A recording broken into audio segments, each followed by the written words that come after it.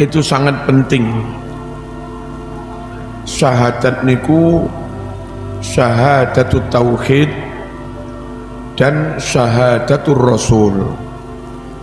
Asyhadu an la ilaha illallah wa asyhadu anna muhammadar rasulullah.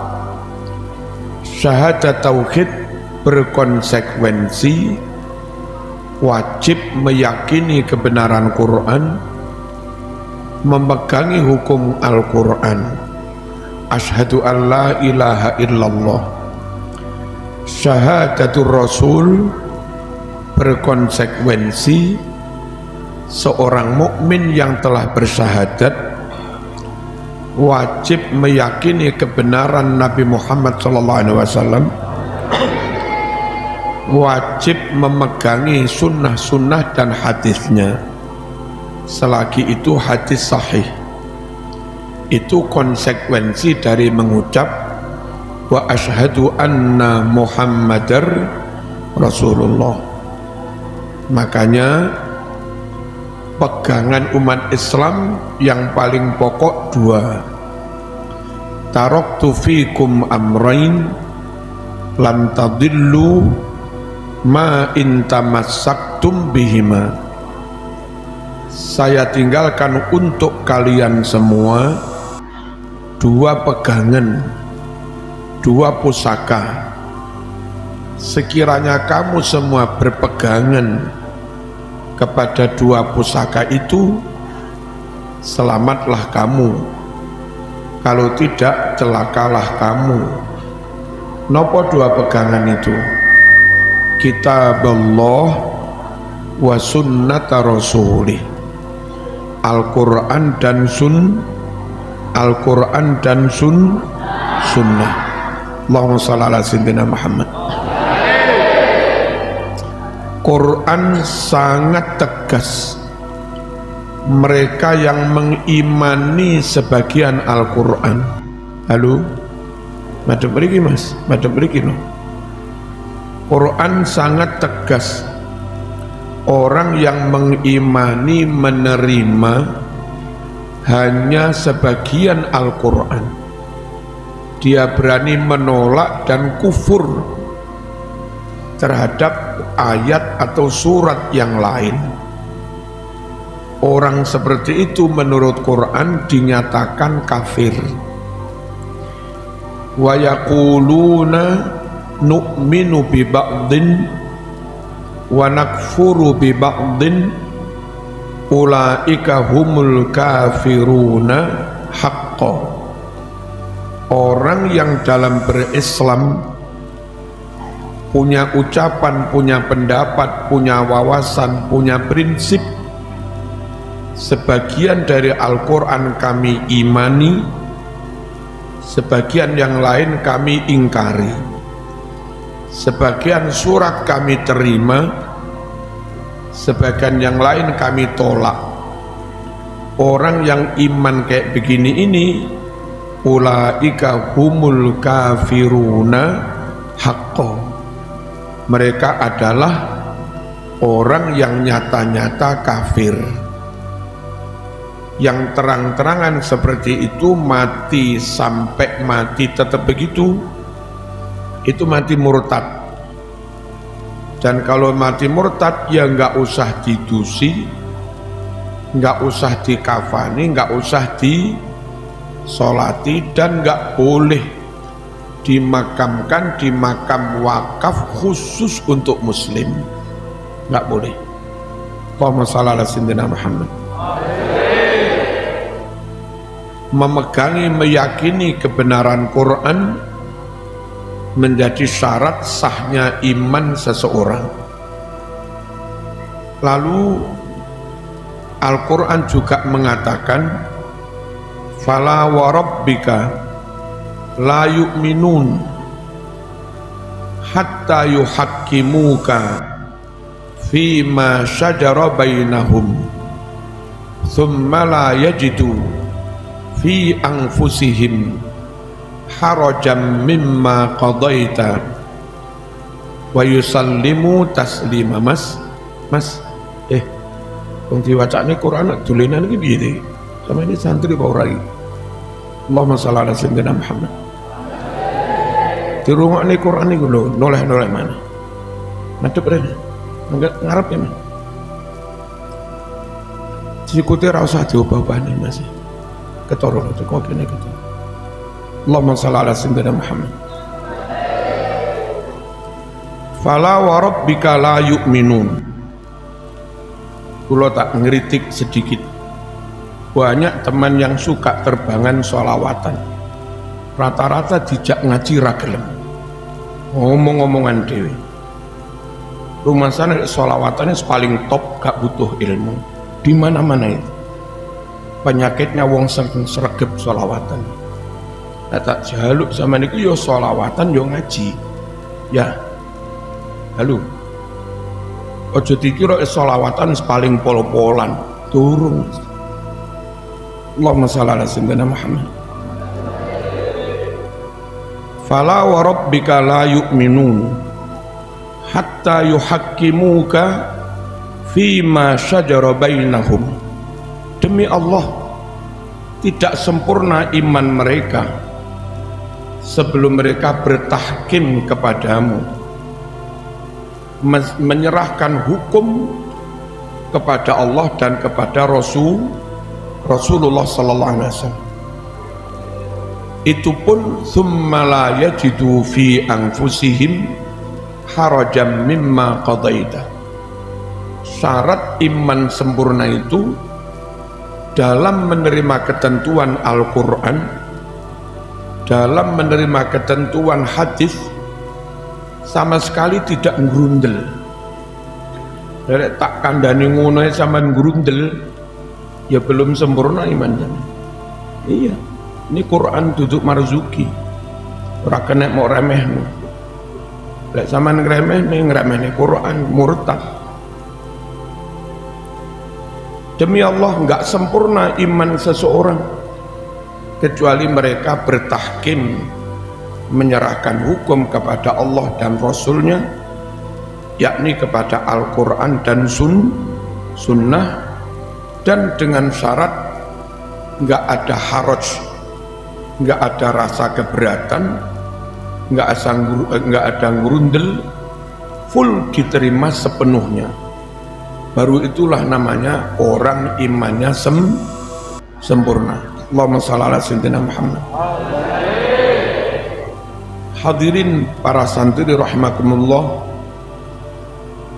Lalu Quran juga mengatakan kalau memang cinta Allah, cinta Rasulullah, maka ikuti sunnah Nabi. Qul in kuntum tuhibbunallah fattabi'uni yuhibbukumullah wa yaghfir lakum dzunubakum. Katakan kalau kalian memang cinta Allah, tentu juga cinta Rasulullah. Kata Quran, ikuti aku, ikuti sunnahku. Jangan sampai orang Islam, apalagi mengaku ahlu sunnah wal jamaah, mengaku NU, lalu menyimpang dari Quran, menyimpang dari sunnah Rasul, sama sekali nggak boleh. Harus fattabi'uni, ikuti aku, kata Rasulullah sallallahu alaihi wasallam.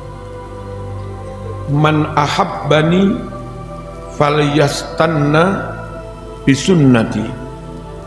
Siapa yang mencintai aku, maka ikuti sunnahku. Wa man ahabbani dakhalal jannah. Dan siapa yang benar-benar mencintai aku, pasti dia masuk surga. Bukan sekedar masuk surga cinta Rasul, ada janji bisa masuk surga itu jejer bersama Rasulullah sallallahu alaihi wasallam. Imam Bukhari meriwayatkan adanya seorang sahabat menghadap Nabi dan bertanya, "Ya Rasulullah, mata sa'ah?" Rasul, kapan terjadinya kiamat? Nabi menjawab, ma'addat talaha, apa yang telah kamu persiapkan, apa yang kamu persiapkan untuk menghadapi kiamat itu. Orang itu menjawab, ma'addattu laha min katsiris sholati wassiyam, andalan yang aku persiapan yang aku andalkan untuk menghadapi kiamat bukan banyak sholat sunat, bukan banyak-banyak puasa sunat, walakinni uhibbullah wa rasulah, andalan saya mencintai Allah dan mencintai Rasulullah sallallahu alaihi wasallam. Lalu di hadis Bukhari itu Nabi bersabda, anta ma'aman ahbabta, kalau kamu memang mencintai saya, kamu nanti di hari kiamat dikumpulkan dengan orang yang kamu cintai itu, yakni kumpul Rasulullah sallallahu alaihi wasallam. Orang yang masuk surga apalagi kumpul dengan Rasulullah, orang yang di padang mahsyar kumpul Rasulullah, enggak mungkin diazab. Wa ma kana Allahu liyu'adzibahum wa anta fihim, Allah tidak akan mengadab mereka Muhammad sedangkan kamu ada bersama mereka. Pokoknya kita nanti bisa bersama Nabi, enggak mungkin diazab. Nah, bisa bersama Nabi asal punya modal mencintai kanjeng Nabi. Nah, bukti mencintai kanjeng Nabi itu meyakini, menerima, memegangi, mengamalkan sunnah dan tuntunan Nabi Muhammad sallallahu alaihi wasallam, tentu sebatas kemampuan masing-masing. Jangan abaikan sunnah, jangan sepelekan sunnah, jangan remehkan sunnah. Mas, madep sini mas, madep sini, coba omong-omongan. Allahumma shalli ala sayyidina Muhammad. Coba omong-omongan. Ini tas manusia omong mana. Hadirin rahimakumullah. Loh, kula terusaken. Lalu bagaimana cara kita berkomitmen dengan sunnah supaya selamat? Satu, jangan keluar dari ahlus sunnah wal jamaah. Hampir semua golongan di luar ahlus sunnah wal jamaah itu kurang utuh, mas. Aja telah-telah meneng ya, meneng. Allahumma shalli ala sayyidina Muhammad. Supaya tetap utuh memegangi sunnah, jangan keluar dari ahlus sunnah wal jamaah. Jadi Syiah ojo, jadi Khawarij ojo, jadi Wahabi ojo, jadi Mu'tazilah yo ojo. Tetap mawon ahlus sunnah wal jamaah. Apa kelemahan dan kesalahan beberapa golongan itu? Syiah itu golongan yang hanya mencintai ahlul bait, percaya hanya kepada ahlul bait, menerima hadis hanya hadis riwayat ahlul bait. Ribuan hadis sahih yang ada di Bukhari, Muslim dan yang lain-lain itu ditolak oleh golongan Syiah kalau hadis itu bukan riwayat Ahlul Bait. Dengan menolak hadis riwayat sahabat non Ahlul Bait, maka 50% lebih hadis Nabi sunnah Rasul ditolak oleh golongan Syiah.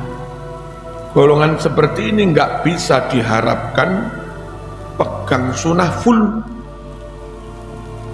terima sunnah bulat nggak bisa, masuk kategori ingkar sunnah meskipun tidak 100% ingkar.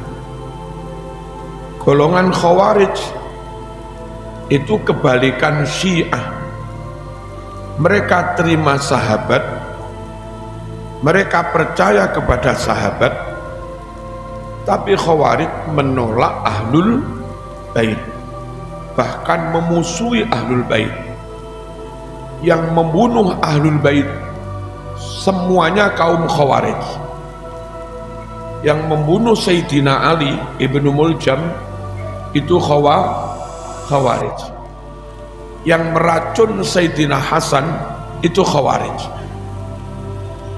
Yang memenggal Sayyidina Husain di Karbala, pembunuh bayaran Yazid, itu Khawarij.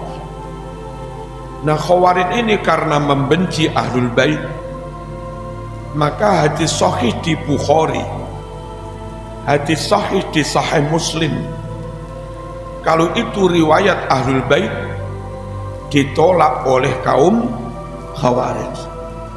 Berislam model Khawarij lagi-lagi tidak 100%, tidak bulat menerima sunnah. Padahal Quran mengamanatkan wa ma ataakumur rasulu fakhudhuh wa ma nahakum anhu fantahu. Apapun yang telah disampaikan Rasul kepadamu, terima semua. Syiah tidak patuh pada ayat ini, berani menolak ajaran Rasul yang riwayat sahabat. Padahal perintah Quran fakhudhuh, ambil semua. Khawarij juga tidak patuh pada ayat ini. Bandingkan dengan ahlu sunnah wal jamaah. Madhab Syafi'i misalnya, Imam Syafi'i berguru pada Imam Malik sampai hafal kitab hadis Muwatta pada umur 9 tahun. Menerima hadis Muwatta itu artinya menerima hadis riwayat sahabat. Karena kalau saya membaca Muwatta, sanad periwayatan hadis Muwatta itu rata-rata riwayat dari sahabat. Gurunya Imam Malik namanya Imam Nafi'. Gurunya Imam Nafi' namanya Abdullah bin Umar, putra Umar bin Khattab.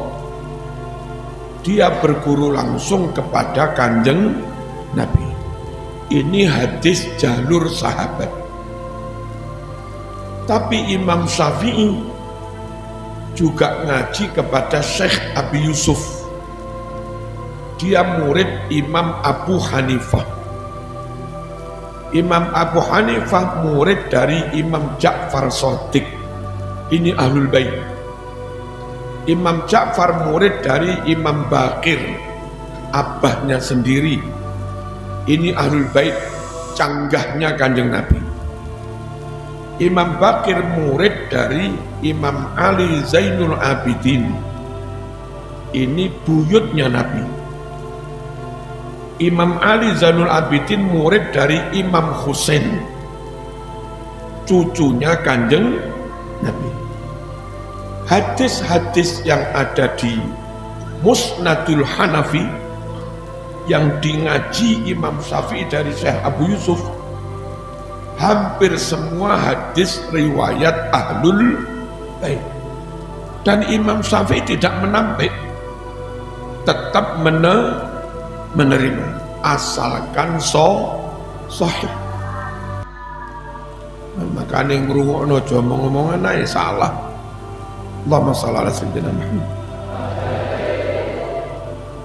Makanya Imam Syafi'i dawuh, idza sahhal haditsu fahuwa madhabi. Pokoknya hadis itu sahih, yaitu yang jadi pegangan madhab saya. Enggak peduli riwayat Ahlul Bait lah atau riwayat sahabat kah, pokoknya sahih. Itu pegangan madhab saya. Dan itu sesuai dengan perintah Quran tadi.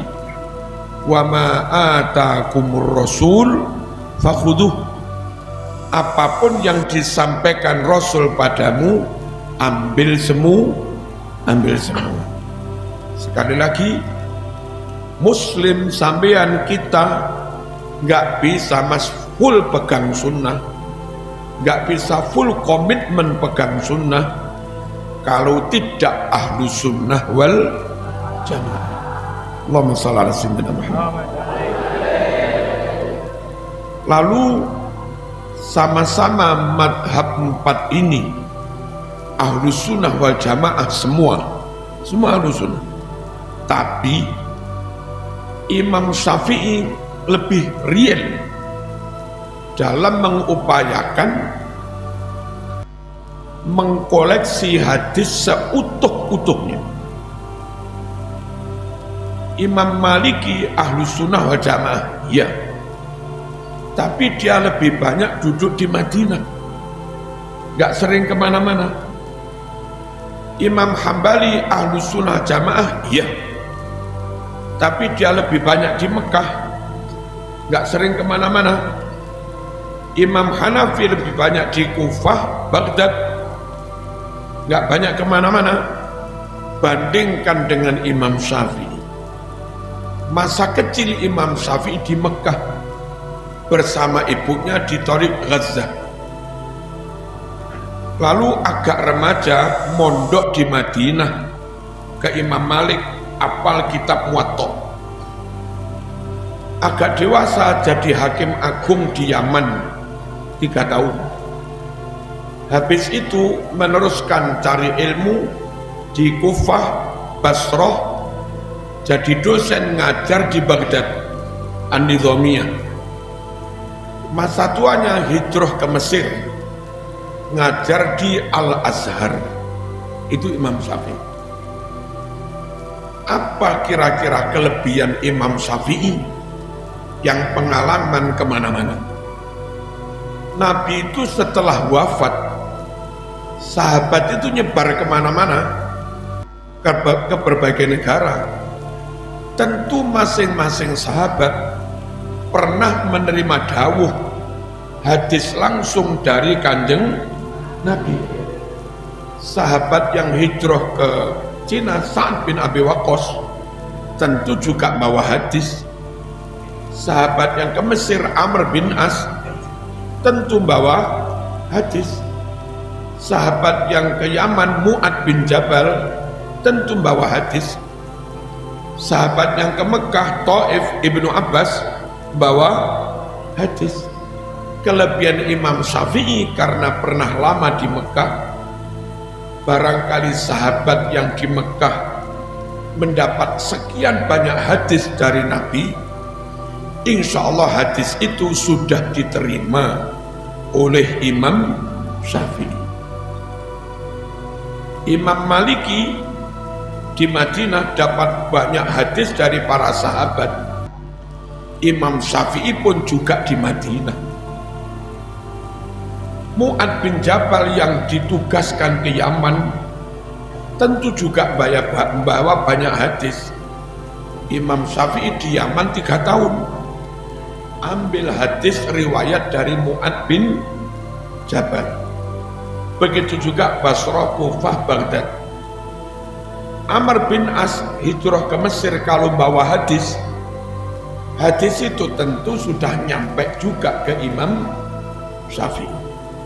Berahlu sunnah dengan memilih madhab Syafi'i itu antara lain dengan pertimbangan koleksi hadis oleh Imam Syafi'i insya Allah lebih lengkap, lebih memenuhi perintah Quran, wa ma atakumur rasul fakhudhu.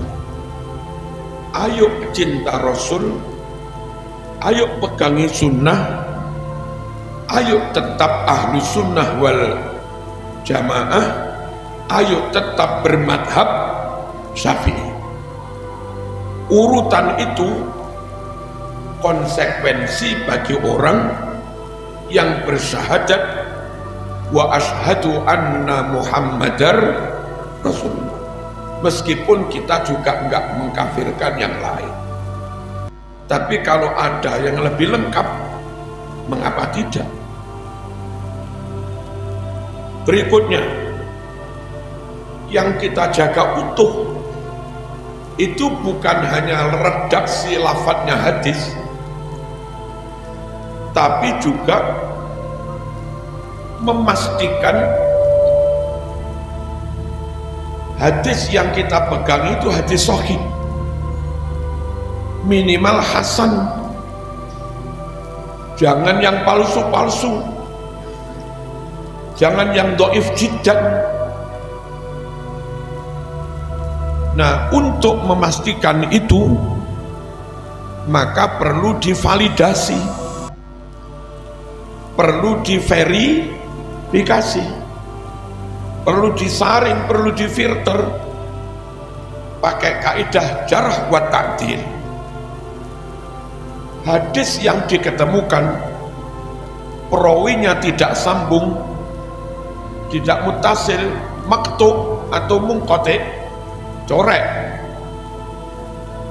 Hadis yang sambung tapi perawinya lalian, corek. Perawinya muttarib, ngomongnya nggak konsisten, berubah-ubah, corek.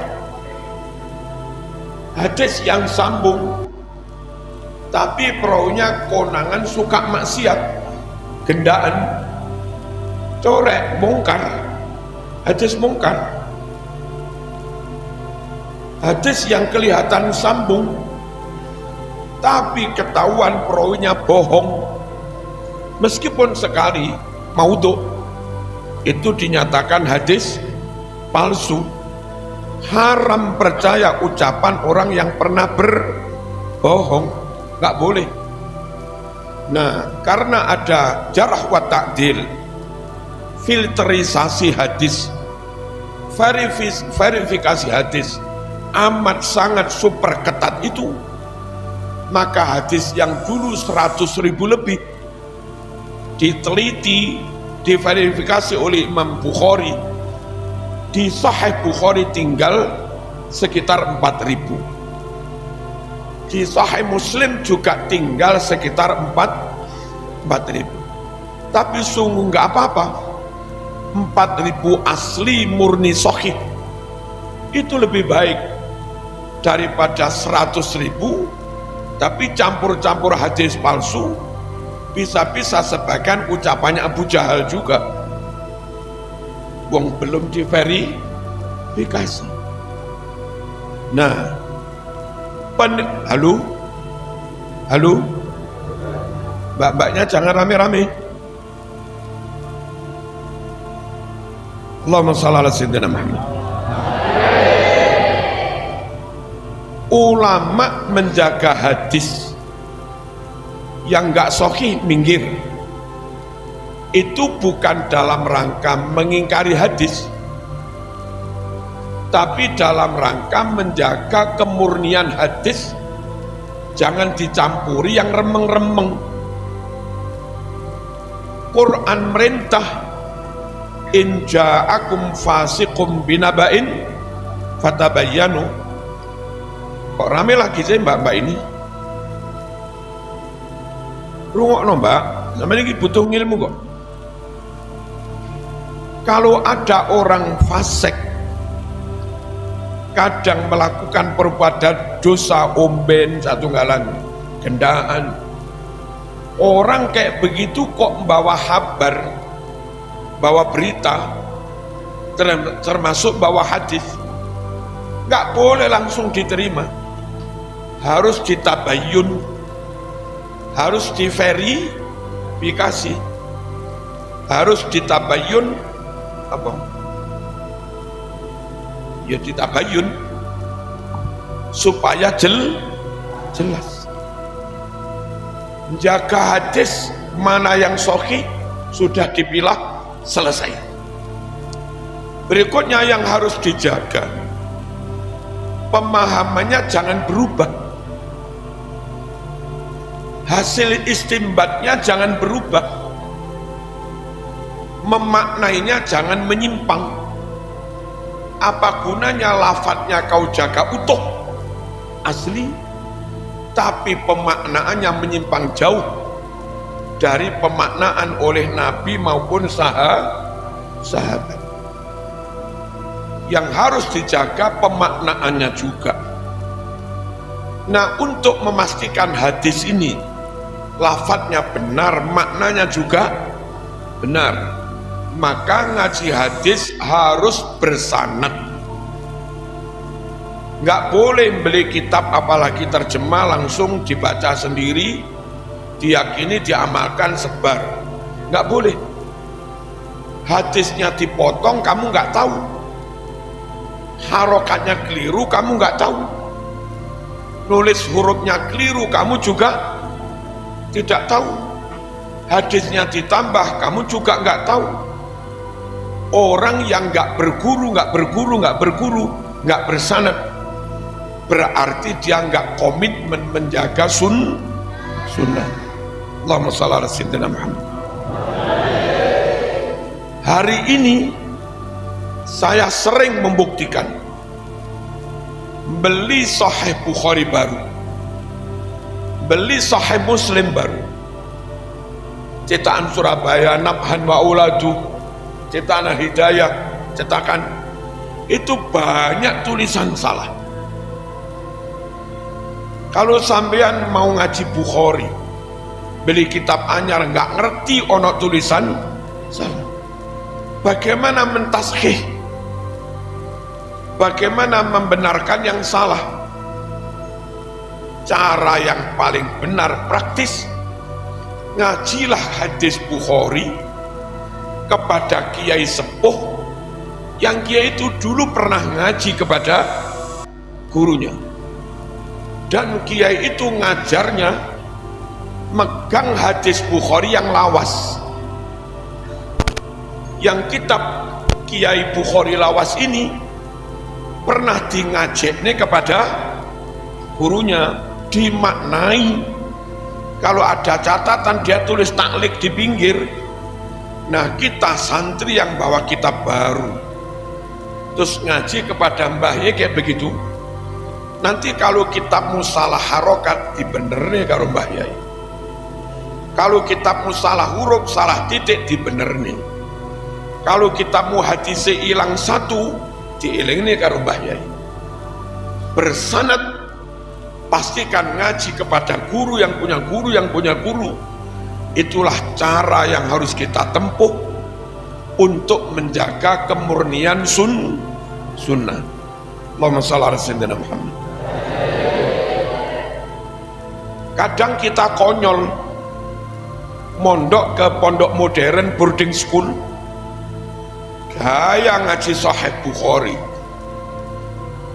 gurunya pegang kitab baru, muridnya pegang kitab baru, krono podok baru nih buku nih. Ketika kitab murid iku ana sing salah, lah nek gurune ya padha salah, padha gak weruhe, ruwet, salbut itu apa ini? Kacau sunnah. Jaga sunnah. Judul malam ini Cinta Rasul. Cinta Rasul dengan komitmen jaga sunnah.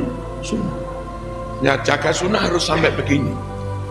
jangan keluar dari Ahlus Sunnah wal Jamaah, utamanya madhab Syafi'i, supaya dapat makna dan lafaz yang benar. Ojo ngaji dewe, tapi harus digurukan. Lalu kiai yang mulang, santri yang ngaji kitab Bukhari Muslim, upayakan sudah selesai nahwu sorobnya, syukur juga selesai balaghahnya. Ketika ada lafaz Quran, ada lafaz hadis yang balaghahnya, sastranya tinggi, ada majaz, ada kinayah, ada isti'arah, ada taqdimu ma haqqu ta'khir, ada ta'khiru ma haqqu taqdim, ada am yuradu bil khusus, ada am makhsus, ada am yang yabqa ala umumi, dan segala macamnya.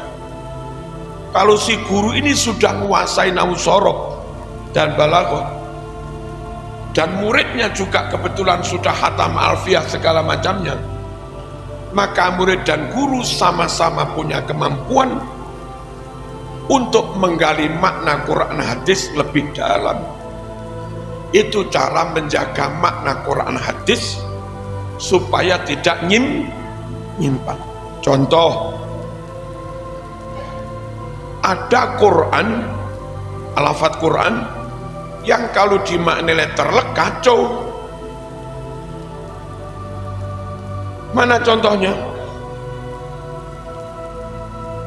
Qul la ajidu fima uhiya ilayya muharraman ala ta'imin yat'amuh illa ayyakuna maitatan au daman masfuha, dan seterusnya. Katakan Muhammad, menurut wahyu yang diwahyukan kepada saya tidak menemui makanan yang diharamkan kecuali 4: bangkai, darah, babi, dan sembelih untuk berhala. Koyok-koyok lek nurut dohiri ayat ini, sakliyane papat kuwi halal kabeh, sing haram mung papat. Makanya terus ono wong ngarani tikus halal, ono wong ngarani asu halal karena nggak termasuk papat. Ini contoh orang memaknai Quran nggak ngerti balaghah, bahwa hasr hanya 4 tadi. Itu ada kalanya hasr hakiki, ada kalanya hasr idofi, ada juga hasr iddi'ai. Hasr hakiki, tidak ada pencipta kecuali hanya Allah. Wijan tenan, hanya Allah tenan. Ora enek sakliyane Allah sing iso menciptakan. Ini hanya Allah tenan. Niki hasr hakiki. Hasr iddi'ai, hanya tapi hanya klaim. Mas-mas nanti kalau sudah nikah, bilang pada istrimu, sak panjen ka ono sing cantik dek kecuali hanya engkau. Itu bukan hakiki, mas. Lek hakiki nyatane ya akeh sing luwih ayu timbang bojomu. Tapi lek sampean ngono ya porek bojomu. Ya apa dek? Ya apa mas? Aku ayu bro. Terus terang aku jujur. Kon elek sik kalah karo kok. Jadi kamplengi teman. Sing bener yang ngomong, nggak ada yang cantik kecuali hanya engkau. Itu nih jenenge hasr iddi'ai. Boten tenanan boro. Ada hasr idofi, hasr dalam konteks, bukan hasr mutlak. Awalnya orang kafir ngawur mengharamkan sembarang binatang. Ada 8 binatang yang secara ngawur diharamkan orang kafir. Samaniyata azwaj minad dha'ni itsnain wa minal ma'ziz nain qul adz-dzakarini harrama amil untayain ammastamalat alaihi arhamul untayain. Mereka ngawur, 8 binatang ini haram. Terus Quran menjawab, sing haram papat tok. Maksudnya dalam konteks ini, dari 8 yang kamu sebut itu mas, yang haram hanya 4. Ini hasr idhofi, bukan hasr mutlak. Mutlak yang haram papat tok, enggak. Lah mereka enggak ngerti ini. Paham ya? Ngaji kepada kiai-kiai NU.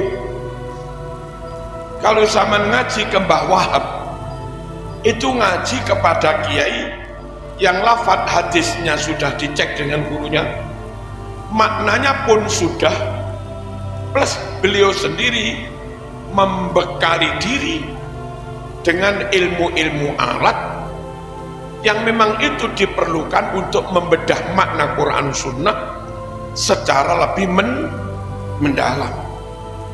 Jenengan ngaji teng ploso Mbah Yaidah akan memenuhi syarat kayak begini. Jenengan ngaji Lirboyo Kiai Kafabi juga memenuhi syarat kayak begini. Tapi kalau zaman mondok di pondok-mondok modern yang ustadznya kurang apal, kurang memahami alfiyah, kurang mendalam di bidang nahwu sorof, contohnya ya kayak itu tadi. Jadi paham ya? Cintai Nabi dengan menjaga sunnah, jaga sunnah dengan berahlus sunnah wal jamaah, jaga sunnah dengan tetap bermadhab syafi'i, jaga sunnah dengan ngaji kepada kiai-kiai yang bersanad, jaga sunnah dengan ngaji Bukhari Muslim, sebelumnya lengkapi diri dengan ilmu alat nahwu sorof balaghah, dan ngajilah kepada guru yang juga alim tentang ilmu alat. Insya Allah kalau ini dipenuhi, kita telah menjaga sunnah, lafadznya asli, maknanya juga asli. Lalu kalau dapat ilmu yang benar, tentu amal dan penerapannya juga benar. Itulah yang dimaksud hadis, man amila amalan laisa alaihi amruna fahuwa raddun. Siapa yang melakukan amalan tidak sesuai dengan apa yang kami perintahkan, maka amal orang itu ditolak. Nah, yang aneh, kadang di Quran Sunnah ketorone perintah tapi malah melarang. Itu kalau kamu lakoni ya aneh, ketorone ngelarang tiba merintah. Contoh, ketorone merintah tiba melarang. Ikmalu masyitum, wes lek ra kena kandhani lakonana sakarepmu wis. Sakarepmu wis. Kon sakarepmu tenan, ya salah. Ini lafadznya perintah tapi sakjane melarang. Karena dibarengi tahdid. Saman matur ning ibumu le, "Bu, njaluk rabi." Ibumu kondo ojo nak tutupno kuliahmu. Bulan ngarep mulih ngono maneh. "Bu, njaluk rabi." Ojo nak tutupno skripsimu iku lho lah. Bareng ngono lagi rabi. Bulan ngarep ngono maneh. "Bu, njaluk rabi." Gregeten ibu. Rabi wis. Rabi. Kandhane ra kena. Rabi wis. Iku diperintah rabi apa tetap dilarang? Ya tetap dilarang, tapi ketorone perintah. Ketahuilah bahasa Quran sekarang bahasa tulis, bahasa hadis bahasa tulis. Sahabat yang dengar Nabi mengucap dengan nada tinggi sambil marah, sahabat tahu kalau itu melarang. Bareng wis dadi tulisan, perintah yang larangan, perintah yang merintah, karena bedanya wong tulisan kabeh. Ini butuh kajian mendalam tentang asbabun nuzul. dan yang mengerti begitu ya kiai. Mondok sing tenanan, lalu ngaji sing tenanan, ojo gendaan, sing sregep jamaah, qobliyah ba'diyah, wiritan titik-titik waconen, nang bunyai nang guru sing tata krama, ojo sampai akhlaki elek. Terus lek diulang ojo ngobrol ngene iki. Apik ini. Insyaallah tapi ngobrol. Allahumma shalli ala sayyidina Muhammad. Santri murid sing manut tenan, adab tenan, ngelegakne guru, ngelegakne bunyai. Guru bunyai ku ndongakne sampean setelah tahajud. Pelong marem lega itu lho ndonga. Mulang sampean yo lega seneng. Tapi murid ngadik. Enggak ditata krama. Gak tak ulang iki murid. Guru arep mulangi ati cegek males. Sungguh adabnya murid kepada guru berdampak langsung pada keikhlasan guru. Dan ketika guru ngajar dengan totalitas krono muridnya adabe sae, maka yang mencurah kepada murid bukan hanya knowledge, bukan hanya pengetahuan, akidahnya turun, ilmunya turun, karakternya turun, akhlaknya turun, dan barokahnya juga turun. Makanya kalau santri kuno jogo adabe tenanan, murid-murid Mbah Wahab sing lawas-lawas bukan hanya dapat ilmu dari Mbah Wahab, yo dapat ilmu, yo dapat suwuk barang. Mbah Wahab suwuke mandi, murid-murid lawas suwukane yo mandi. Iku barokahe gelem joko adab, joko toto krama. Muka-muka paham. Ini satu poin bagaimana kita merealisasikan, memanifestasikan cinta kepada Rasulullah sallallahu alaihi wasallam. Al-Fatihah.